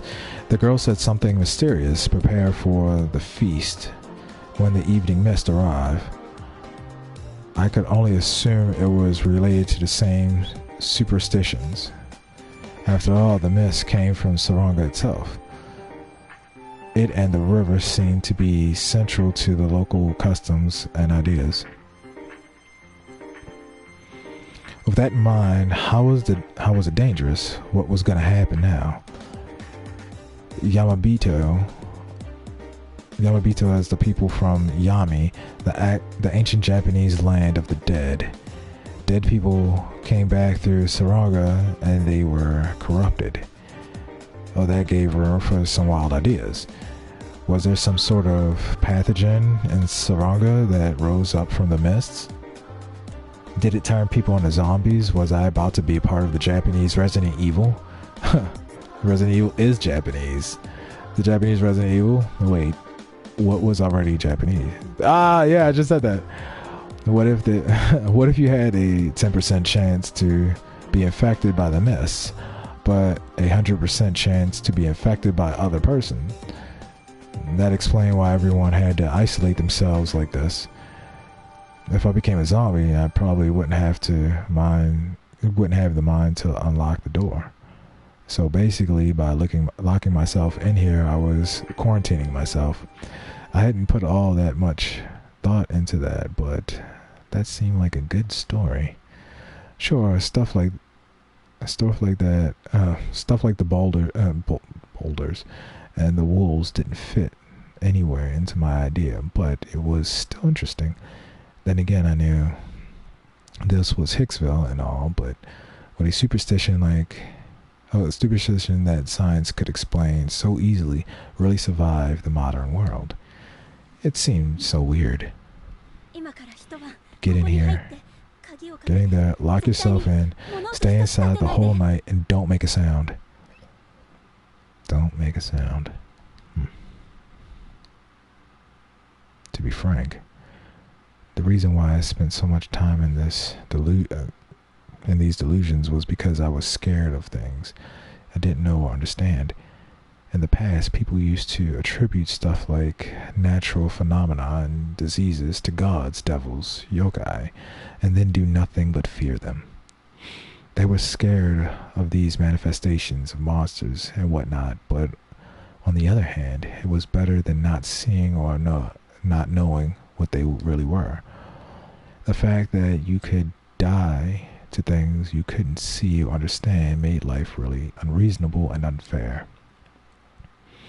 That was why it was very logical to give things names and mental images in order to recognize and memorize them. My fear of things I didn't know was the same, except I wasn't satisfied with just labels or hypotheses. I needed to reach the truth. That aside, what I was feeling right now wasn't a fear of the unknown. It was a realistic, practical fear of something that could endanger my life.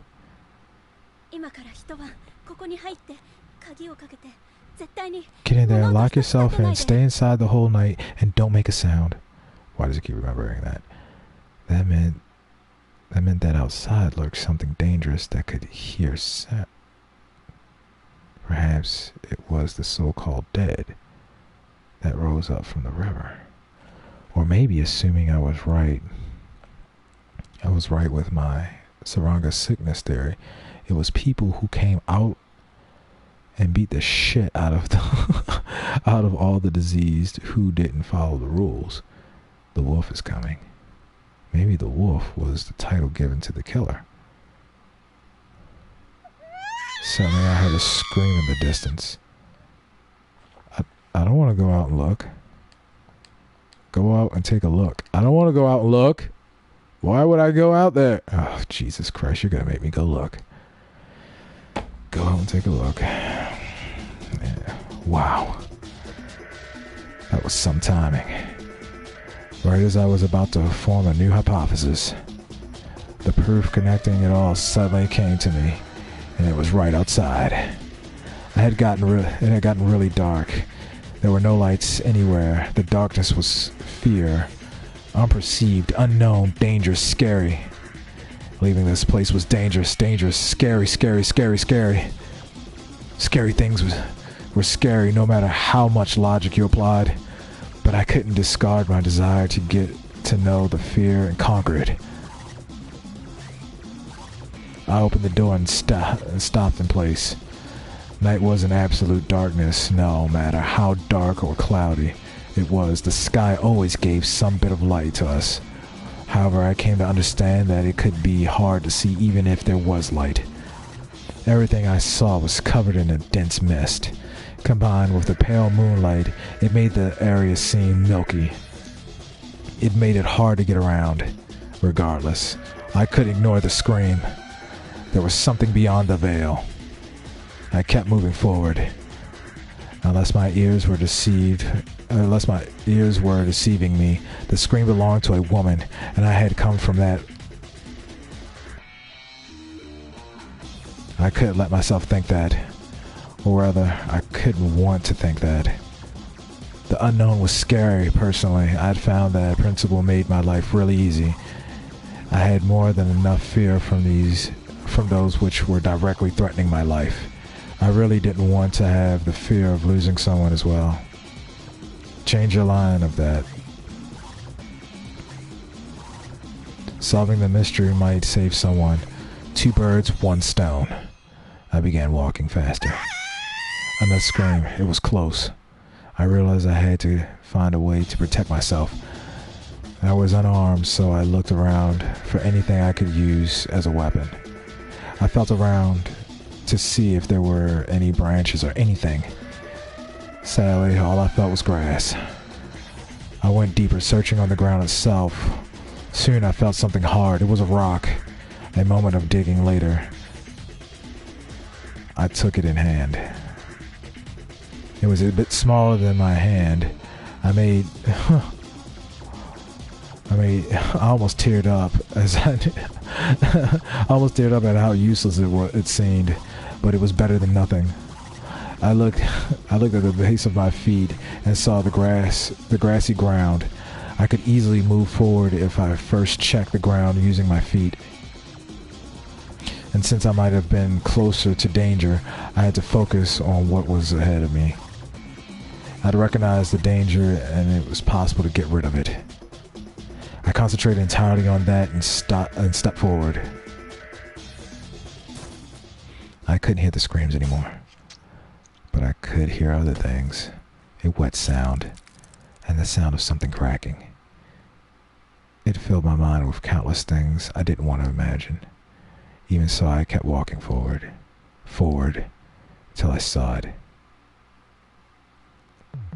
Oh, fuck that. Oh shit. Our hypotheses were nothing but delusions. The truth was truly something you had to see for yourself. But why? Why was this so scary in spite of being true? It wasn't supposed to exist. It couldn't exist. After all, it was a wolf with a humanoid body. The thing is as big as a fucking house. There's no such things as werewolves.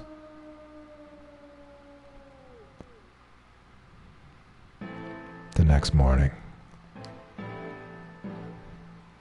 any Patty failed in Fujushi,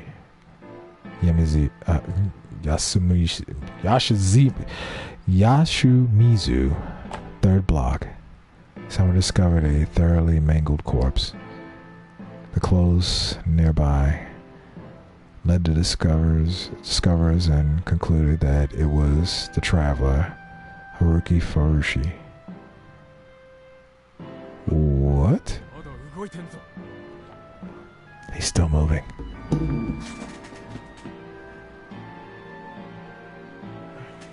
That's cool. I'm about to end this anyway. He's still moving. Strangely enough, I could perceive this particular moment. The Yomibu purge him. And so I. Goodbye, Haruki-san. Was finished off by the girl. The feast begins. At last, things I heard. I'll hang the wolf. Was that Raging Loop? Unveiled arrival.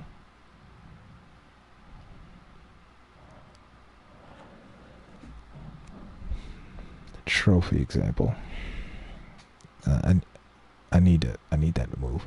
Obtain key 02 Werewolf Resurrection. You can view it in the key list. The route unlocked by this key is represented by the same number on the scenario chart. Okay. Game over. Bad ending number 2.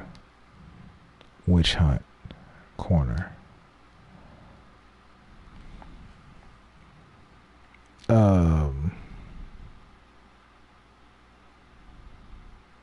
Watch Hint or Watch Hint Corner. No, I don't want to watch a hint.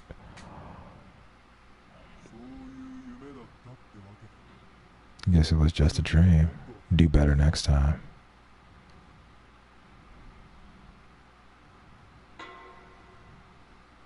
$5:11 Sunday. Did I just go back in time?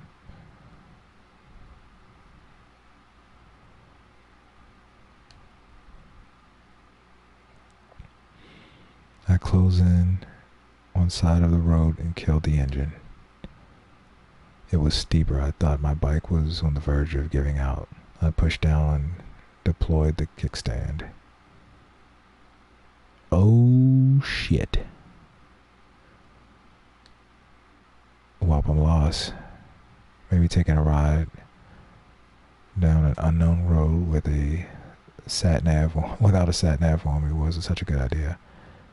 I just followed the roads, so I figured I wouldn't get lost, but now I was in some deep shit. No, cool. No, cool it. This isn't a big deal. I sighed, took note of the fact that I had gotten lost, my pocket journal, and then pulled out the map. Suddenly a rush of memories flooded into my mind. No, I want to remember. I want to remember. Forget it.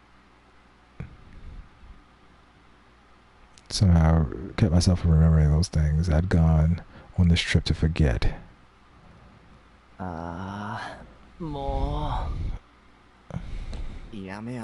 Enough of that. I gotta focus on what's happening right now.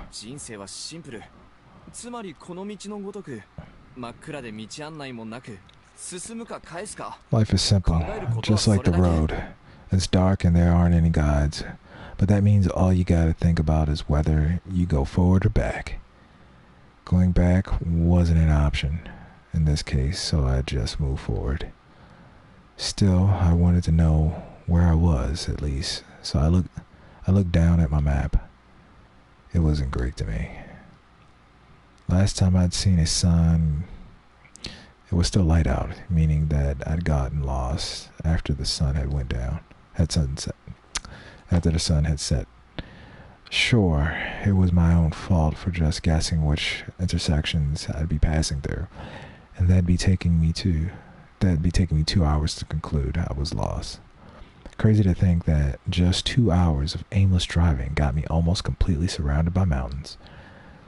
They extended as far as the eye could see. If you flipped the scenery upside down and shook it, it unlikely even shared a shred of civilization would tumble out. Besides the asphalt below my feet, asphalt below my sweet ride and the lamppost above, the first one in a while, mind you, there was nothing man-made here. The pocket map I had wasn't detailed enough for me to figure out where I was. Guess I'll just keep driving. I'd go as far as I could. Worst comes to worst, I just camp outside on the road. Oh boy. 2 hours later, I deploy, regretted ever thinking that. Basically, camping wasn't an option. The mountain road had no side to camp on. A dump truck I passed barely even fit on it. I also had my first close encounter with the forest animals. I'd already seen 2 bears and 3 deer in those 2 hours alone. One of the deer had ran parallel to my bike while instantly staring at me, and I had no idea what to think of that. I'd felt like I could smell my fear and did it to just make it worse. How dare the thing do that to a human? We're the kings of the planet, damn it. I'd have to remember to eat some venison once I got back to civilization. Anyway, camping out here was a bad idea. I ended up as either roadkill or animal food. And yet I didn't think back why. Because I'm a pretty warped sort of guy, and I won't pretend otherwise.